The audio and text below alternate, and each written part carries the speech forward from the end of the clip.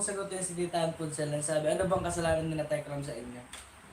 Siguro po, di niyo po kasi yung pinaka-detalye eh.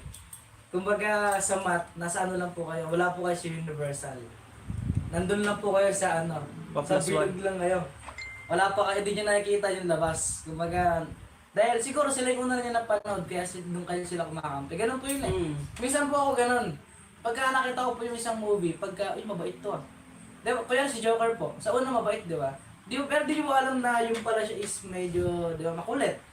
Masama pala eh. Kumbaga, di natin nakikita. Pero kung a-analyze natin yung buong kwento, talagang makikita natin sa buong universal natin, is nandun yung makikita mo kung sino talaga yung may kasalanan, sino yung, saan nagmula yung ugat, di ba? Ganun po yun eh. Siguro po masasagot ko lang po sa inyo kung meron bang ginawa sa amin. Sa kanila po wala. I mean, sa kanila po wala masyado. Di ba? Pero sa akin po malaking impact. Di ba? Kumbaga, siguro kaya yung nasabi po na wala po, kaya ano pang kasalanan nyo. Kasi kayo po yung nagtatanggol. Di ba? Kumbaga, kayo po yung, kumbaga sa butas, kayo po yung nagtatakip.